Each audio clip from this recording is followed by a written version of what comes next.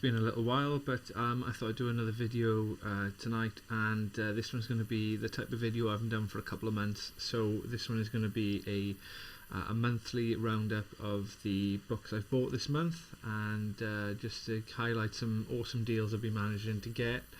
And just to let you know, there's another little thing that I found out over the last few weeks, especially if you're looking to buy books on Amazon. Probably this thing's probably been around for a little while, but I've only just come across it this week anyway, so I thought I'd share my little find with you. But so this one's going to be a monthly book roundup for October, and I've cut it off until payday, which has recently gone by for myself. So this is going to be from the end of September to the end of October. This one, end of October to the end of November. This one is. So first things first, I'll go through the Kindle books I've been managing to get this month. So Kindle, let's have a little look what I managed to get. So a lot of good deals this month on Kindle. The history section was absolutely amazing. I had quite a lot of the ones on offer, and there's quite a few books on there which are kind of like, if you're interested in sort of a people's history of things and things about nurses in World War One and the home front. I mean, if that's your thing, then brilliant, but certainly not myself. I'm just not really interested in that. I've got a massive wish list to try and satisfy.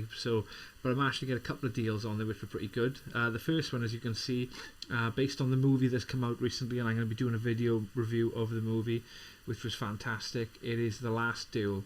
So The Last Duel is about a true story about the last official sanctioned trial by combat in France in 1386 between two lords who one of the lords was accused of raping raping, I should say, otherwise the YouTube algorithm will take me off.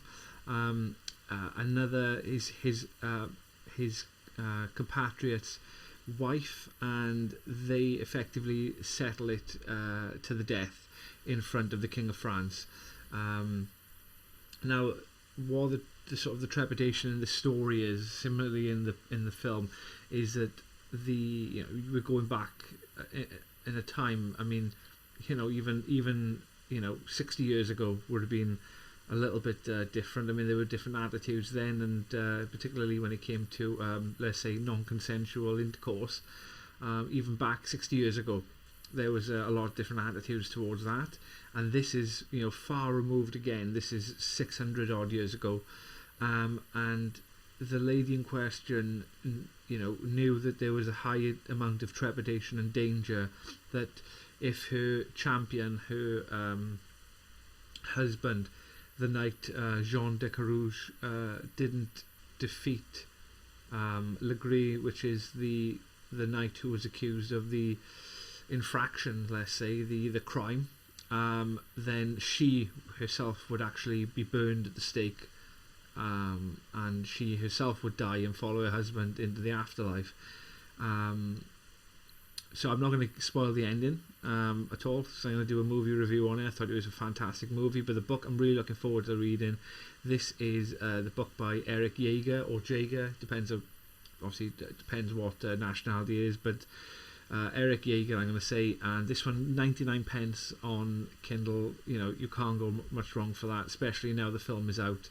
Less than £1 for a fantastic book and a superb movie as well. So The Last Duel was one of the purchases for 99p.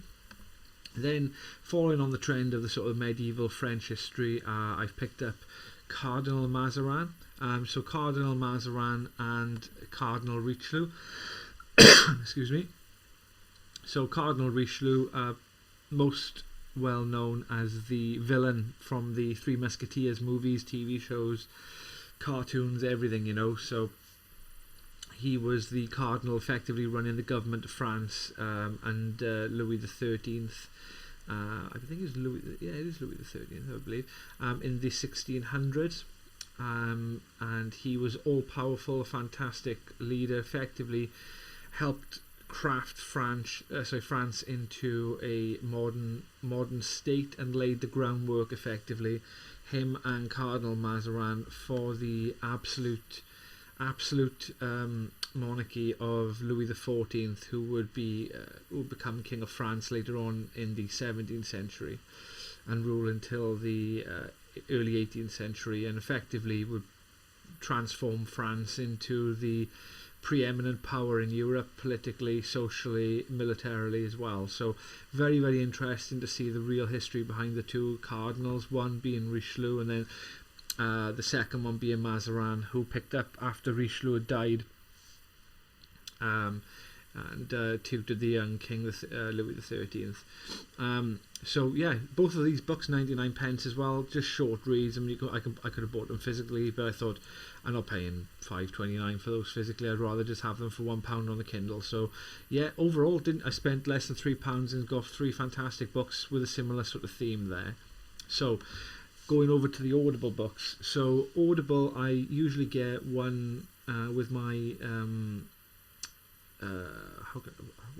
my sort of tariff, my subscription with them. I get one a month, but there was quite a few good deals on this month, particularly. So this one I've picked up. First one is Dan Jones. Anything by Dan Jones is awesome, and he's got a fantastic narration voice as well. Really pulls you into the books. So this one is the Plantagenets, the Kings Who Made England.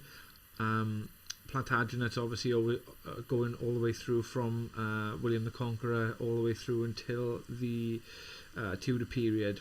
So looking forward to reading a little bit more in depth about that. I think the Plantagenets, particularly in my experience, are a little bit neglected. I mean, there's a lot of focus on Tudors and Stuarts, but the Plantagenets effectively, laid the groundwork for modern England and the later on in the Great Britain, British Empire and the United Kingdom. So looking forward to reading that one. That one was really cheap actually. I think this one was £3 in the sale, so yeah, pretty good, excellent.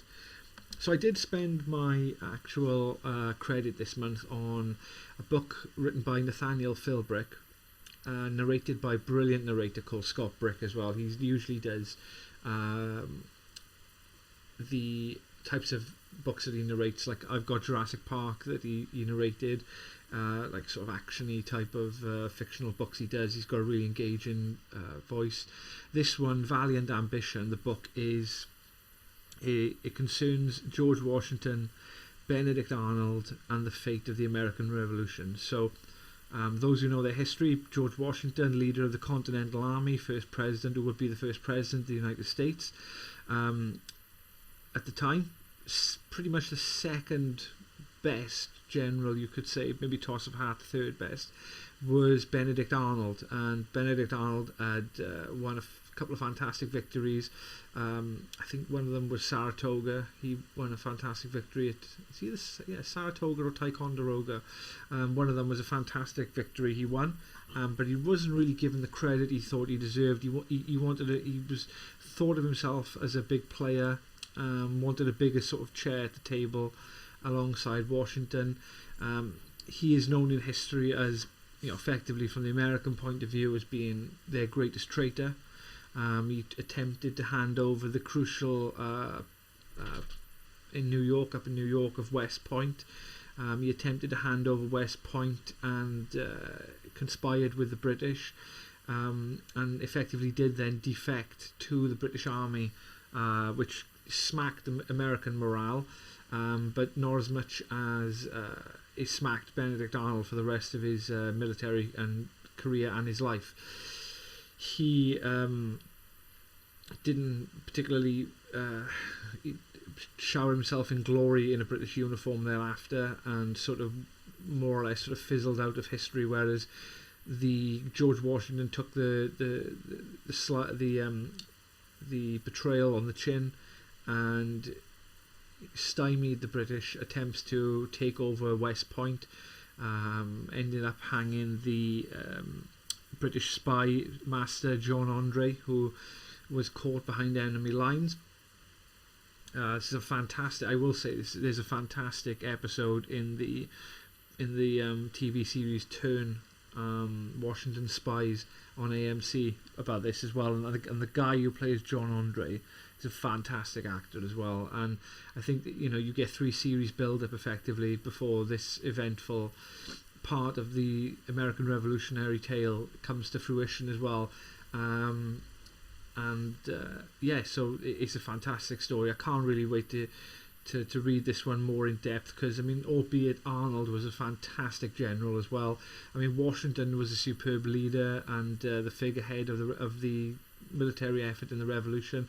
Didn't win every battle, but just he did what he needed to be done, which is keep that army alive, win battles when they needed to, in order to sort of entice the French into an alliance and get enough to sort of knock the stuffing out of the British wherever they could, and spread their forces thin across a somewhat slightly hostile area.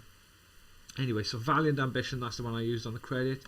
The next one then is The Underground Railroad. So this one is a fictional tale of the Underground Railroad. I haven't read too much in depth about it before. I do know that there is a TV series on Amazon Prime Video.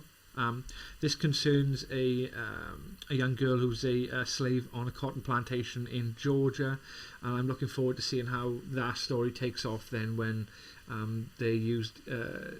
she happens to come across the Underground Railroad, which was the transportation of enslaved people through the American South and the North as well to some degree, all the way to areas which would recognise their freedom, or if not entirely all the way to Canada, where they would be out of a United States territory and would not be recognised as slaves under British law. So looking forward to reading this, just to see how it goes, and I'll probably catch the TV series as well, just for a little comparison side by side. The last Audible book, it is Citizens by Simon Sharma. So this one is, I think Simon Sharma wrote this back in the 80s or the 90s. Quite a long book actually. It's 38 hours, but this is a fantastic summation of the French Revolution. A lot of in-depth stories and a lot of sort of vignettes, tales about certain people in the Revolution, just to give you that extra sort of character depth and what common people were feeling at the time. I like the fact that Sharma is not your sort of cookie cutter, sort of centralist, centre-left historian who sees the revolution entirely in glowing, amazing terms, that there was a human cost to it, that all leaders, particularly Robespierre, who vouch for, who sort of advocate for a utopian world, much like what we're going through now actually, they tend to fall flat on their face, let's say. Because to deconstruct and then reconstruct the very nature of man, it is a nigh on impossible task.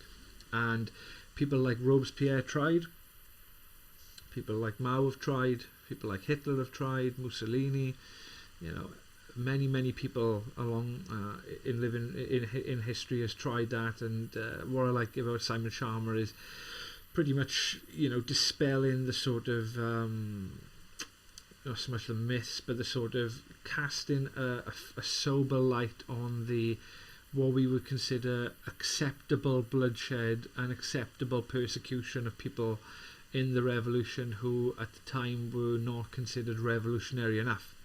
You're talking about people like the Girondists, and then the Dantonists as well, albeit left-wing factions themselves, the Girondins being more sort of a centrist faction as well, centrist compared to the French Revolution anyway, I should say. But that was the main takeaway, I think, from the book. I've read the book years ago. It was a bit of a struggle to get through it all on the train down to Cardiff every day. I think it took months, but I will look forward to listening to this actually, and taking it a bit more in depth. I think normally they do say when you listen to a song or you see a movie second time round, you spot things you never did first time as well. And I think it'll ingrain that a little bit more in myself. So yeah, again, Citizens was a really cheap book is to buy as well. I think this one was $3.50 as well. So overall, got quite a good selection there. Now it comes down to the physical books, and I think this month has probably been the best month I've had for physical books. I know that I was very much blessed for my birthday this year. So normally I would ask for a lot, but I think I've gone for quality over quantity, to be honest, this year. So I'll rattle them off which ones I've got. So the first one, just to add to the Great Battle series, I've done a couple of videos, one on Hattin and the other one on Culloden. This one is on Gallipoli. So Gallipoli, primarily fought in the Middle East, but with the Anzac soldiers against the Turkish Ottoman Empire. And well, unfortunately, it was not a good time for the Anzac soldiers and the British Empire at that time, in that particular battle as well. The Anzacs, even to this day, they have a fantastic commemoration of the battle and of their service in that campaign. And unfortunately, due to, well, I mean, the ever sort of the ever processed myth of World War One is lions led by donkeys, which meaning that the countless numbers of valiant, unbelievably well trained, amazing soldiers of the British Empire were effectively wasted because we had crap generals, crap colonels, crap lieutenants, poor planners. I think and I will be doing a video later on in regards to one of the fantastic books I've got by Jerry McGregor, pretty much outlines that World War One was a contrived conflict, and that it was a manufactured conflict, and that if the British and the French had wanted to, they could have effectively ended the war before it even started. They wanted to lull Germany into a war to destroy an upcoming competitor to the British Empire's hegemony over over global politics, global finance, the sort of the balance of power and geopolitics. It happens. It's called Thucydides' trap, where a rising power will confront the existing hegemon of the day, the main power. So, for example, you've got in the past Alexander's Macedonians versus the Persian Empire. You've got Napoleon's France against the British Empire. You've got the Third Reich against the British Empire, the French, and the communist Russians. So, you see an ascendant power will always try to challenge the hegemon of the day.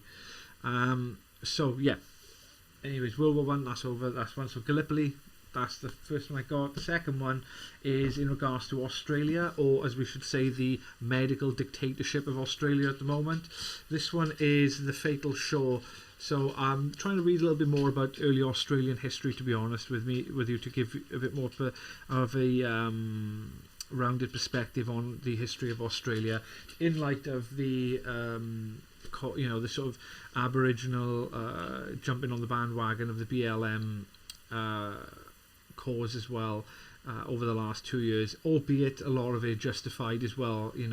The sort of the very sort of little specks of Australian history I do know is that undoubtedly similarly to the US attitude towards its own Indigenous people, the Australian treatment of Indigenous people was pretty shameful.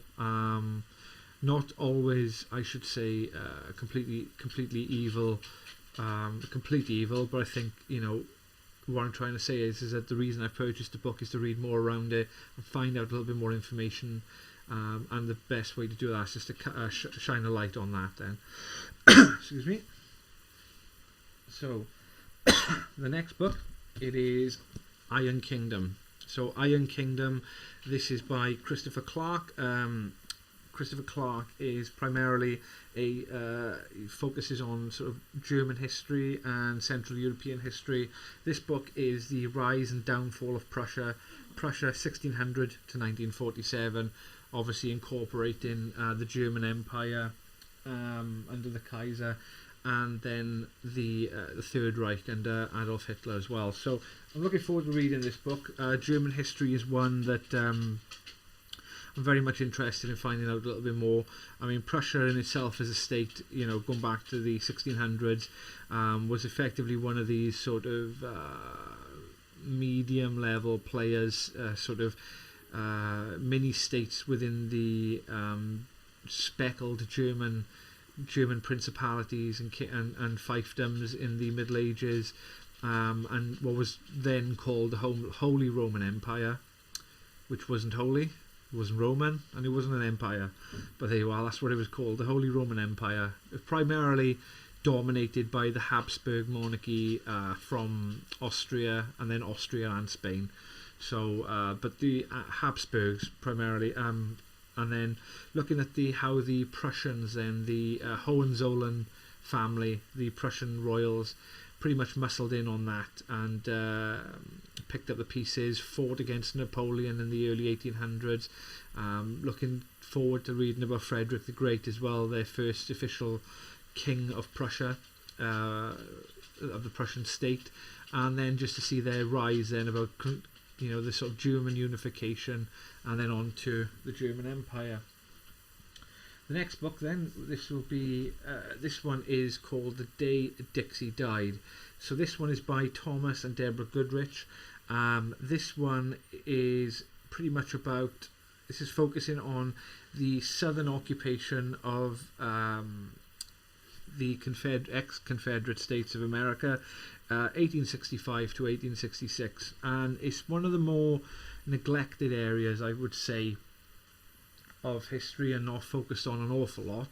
I would dare say the only sort of real focus on that time period for your casual historians and even deeper historians is to focus on the birth of the Ku Klux Klan and then the sort of slip into Jim Crow. But really the one of the main focuses, and Thomas Goodrich is pretty good at this. He wrote another very good book called, I think it's called Hellscape. I'll have to double check that, but it's about the occupation of Germany after World War II by the Soviets and the Western powers. But this one in particular, again following in that vein, is looking at a defeated or a conquered area, and effectively, for all what you get the flowery words of the mainstream American historians in regards to the what they call the Civil War. You could call it whatever you want. I mean, the more appropriate terms I would say would be either the war between the states, which is quite neutral, because effectively the Confederate States of America was a state, it was a nation, or you could say the War of Northern Aggression, which is technically accurate, but is obviously littered with a little bit of bias from the southern perspective. So I would say the war between the states. Anyways, after the Confederate States were defeated, after the surrender at Appomattox Courthouse, the federal government, particularly just before Lincoln's death and then immediately after Lincoln's death, effectively placed the certain areas of the South under military martial law and military occupation. People like the war criminal William Tecumseh Sherman were people who lorded over certain areas of the South, and effectively the book goes into the devastation and preying upon those defeated persons, those defeated ex-soldiers, the sort of the wreckage left, and not just the physical wreckage, the actual human wreckage left of the war between the states. You've got families where children and women are just entirely abandoned,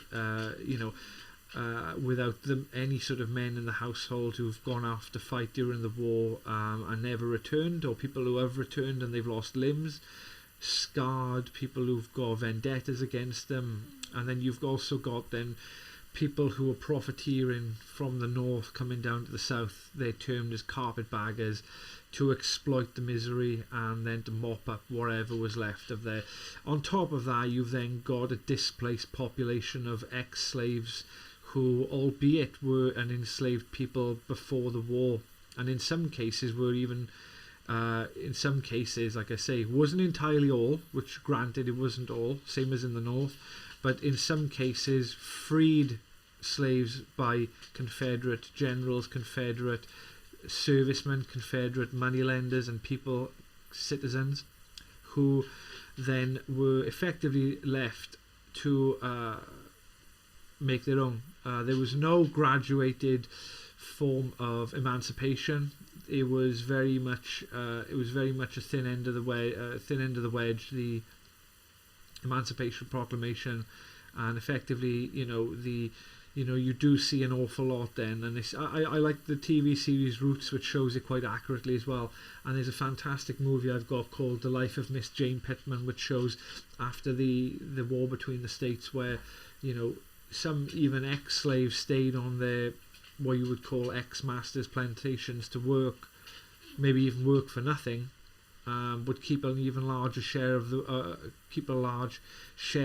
of whatever they were able to produce themselves. But there was no money. There was nothing at all. Nobody could be paid, pretty much, because effectively these and it was, you're talking less than 1% of the entire Confederate population were slave owners.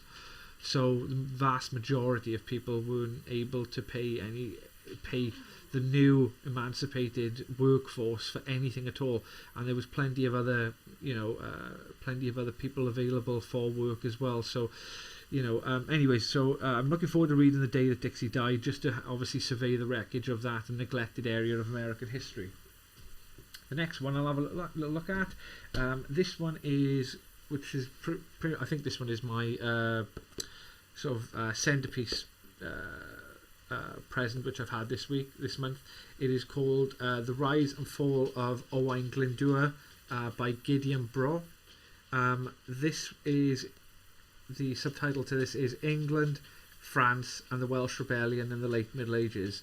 So The Rise and Fall of Owen Glendur tells the story, like, as it says, of the initial success of Owen Glendur fostering rebellion against the king, I believe it's Edward at the time, and then subsequently against Henry IV as well. Then, and eventually succumbing, the Welsh rebellion unfortunately succumbing to defeat to the English, who effectively annexed Wales for the next few centuries. And it's an interesting tale of what if.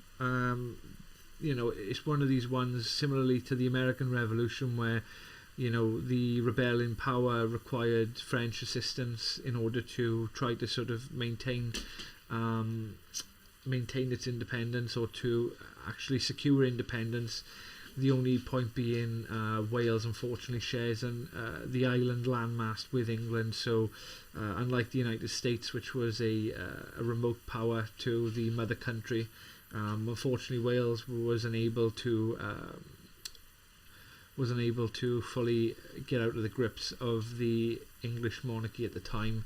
And albeit, a lot of, like you always see in these conflicts, a lot of vested interests of people who live in Wales, who owned land in Wales, who were loyal to the existing power at the time, who would rather side with central authority rather than the rebellion, because they were secure in what they had, if they had won. So anyways, I'm just looking forward to reading this particular book. This is a brand new book by Gideon Bro, and or Brough I should say, and looking forward to reading a little bit more in depth how close Wales did actually come to an independent nation, akin to Scotland, with Bannockburn, back in the 1300s. So yeah, looking forward to reading that one. So that's a fantastic book. The next one I'll have a look at, this one is called Invisible Empire, the story of the Ku Klux Klan 1866 to 1861, which is important. This time frame is important. This book is a reprinted book by Stanley Fitzgerald Horn. This book was originally published in the mid-1930s, so not an exact contemporary book of the 1860s and 1870s, but certainly within living memory of that time. And I think it's a very important time period, like I said, to understand the Klan. So the Klan, as we know, is a terrorist organisation. They are a white supremacist group, primarily out of the American South, who in history had terrorized not only non-white people, but also Roman Catholics, Mexican people, pretty much anybody who was, as they would say themselves, non-white Anglo-Saxon Protestants, so WASPs, as they say. The initial years, I'm looking forward to reading that, actually, because there's a lot of sort of conflation that the Klan is the same organisation as it is now, or as it was in the heydays of, say, the early 20th century, the revival in the mid 20th century, is the same organisation as it was back in the 19th century, which is fundamentally untrue. The original Ku Klux Klan, there is elements of definitely elements of sort of Masonic ritual in there, laced with obviously sort of that sort of era's racial supremacy ideology. However, the initial sort of objectives of the Ku Klux Klan, as I understand it at that time, was not as we see in modern day depictions of the film, in films such as Mississippi Burning, or anything like that, or even Birth of a Nation, which is a racist movie from the early 20th century. It was not to terrorize newly freed black people, but effectively it was created as a sort of guerrilla organization in order to effectively fight back against occupied southern states, such as Georgia, Virginia, South Carolina, Alabama, Arkansas. These areas were hotbeds of Klan activity, and were effectively, you get terms such as bushwhacking, you get a lot of vendettas, and you get a lot of sort of guerrilla warfare or low level criminal gang warfare, and that gets mixed up with the Ku Klux Klan as well. Albeit, the Klan themselves did have a racial ideology, there's absolutely no doubt in that. But I'm looking forward to seeing what the initial aims of that group. You see the sort of the myth that people always portray, that the founder of the Ku Klux Klan, which like they were saying in the Forrest Gump movie, Nathan Bedford Forrest was an avid racist, an avid white supremacist, and all sorts. I think that's one of those myths of history where greater sort of light on the topic dispels that quite an awful lot, particularly with Nathan Bedford Forrest, who was a superb commander in the Confederate Army, albeit had some problems as an individual, but what I would say is grossly misrepresented in modern day history. So yeah, anyways, looking forward to reading that book. That is definitely of its time in the 1930s, probably even still speckled with a lot of racial ideology and a lot of. But I think sometimes it's better to read these books and dispel their crap for what they are, and see it for what it is, rather than just sit on the sidelines, decide not to read it, and then just comment on it later on. So the last book I'm going to look at, which I've been recommended by fantastic researcher to read. This is, from what I'm told, the ultimate sort of, not persuasion, but the ultimate case for Southern secession in the war between the states. So this book is the one I've been after for a good couple of years. This one is When in the Course of Human Events, Arguing the Case for Southern Secession by Charles Adams.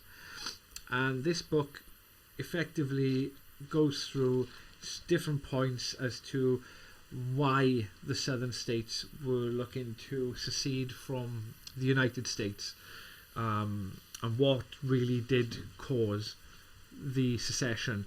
Now, it's important to understand there's two different points when talking about the American War between the states or the Civil War. There's the point of secession, and there's the point of the war. And what this book deals with, why did the South secede? Because even though the South seceded, that did not necessarily mean it had to lead to war. It didn't need to lead to war. So, off the top of my head, I know from reading a previous book that some of the main cases for Southern secession were that, and one of the more ridiculous things that the Southern the Southern politicians did at that time, they did play up the fear among Southerners of that slavery would be eradicated, which effectively it was on its way out anyways. It was on its way out, and like Britain, Britain went through a transition in the early 19th century of emancipating enslaved peoples in Britain and in the colonies as well. The majority of what people have to understand about the Civil War or the war between the states is that the majority of the Western world who eradicated slavery did so without a major conflict that cost the lives of over 500,000 people. And that's really important to understand. And one of the brilliant quotes that I've ever read, one of the most brilliant quotes I've ever read about the Civil War was actually by the author Charles Dickens, who, in writing at the time, as the war was raging on in 1863, he made an observation, which it is true, and everything is the same. This war, meaning the Civil War, the war between the states, was primarily an issue of finance, just like every single other war and every other conflict. And he's right. He's right. It is. It's the main driver. I mean, whether you factor in slavery as an economic factor, or it entirely depends upon your coming in slant or your political persuasion as well. I'm coming in at it as a neutral. I've got no invested interest. I'm nor an American. I'm nor a Southerner, nor a Northerner. I'm just looking at the cases on both sides as to what was the more sort of understandable reason why the South wanted to leave. And in this particular book, Charles Adams does lay out quite a compelling case. I mean, you've got issues where Lincoln, even himself, apparently the great emancipator Lincoln, had even said, that if he could leave every single slave alone and retain the South, he would do that. If he could free every slave, he would, and keep the South, he would do it. If he could leave some alone and keep some enslaved, leave some alone and enslaved and free some others and keep the South, he would do that. Why was Lincoln primarily? Why did he care whether the South stayed or not? And it comes down to money. Absolutely comes down to money. The South were paying an exorbitant amount of tariff, what we would now consider like an import-export tariff, on what the things being produced in the South, mainly commodities such as tobacco, cotton, sugar, that like. And effectively, the majority of the federal revenue of the federal tariffs was being paid by southern states like South Carolina, Florida, Arkansas, Texas, Virginia, were being paid for by them. And albeit the South was around, say, 25, 27, 28% of the population, they were paying the majority of the tariff. Now, when it comes to slavery, a lot of people will sort of trumpet out the ordinances of secession from certain states, and the writings of Alexander Stephens, the Vice President of the Confederacy, who, writing at the time, was trying to appeal to the landed sort of gentry of the Confederacy for backing, trying to sort of scare them into compliance with the overall secessionist movement by trumpeting up the sort of the the pro-slavery narrative, whereas effectively the main cause for slavery, so the main cause for the war was again financial. The reason why slavery wasn't the main cause was because it was put to the southern states by Lincoln that there was that the actual real original 13th Amendment to the Constitution would have been to enshrine slavery in the Constitution for all time in the United States. The Corwin Amendment to the Constitution, which was proposed in early, I believe it was 1861, effectively said to the southern states, we will guarantee in the Constitution that you get to keep slavery so long as you stay within the Union. And the southern states refused. And why is that? If it was only about slavery, why did they leave? Again, multiple reasons why, but the biggest one always is money, and lots of other reasons why as well.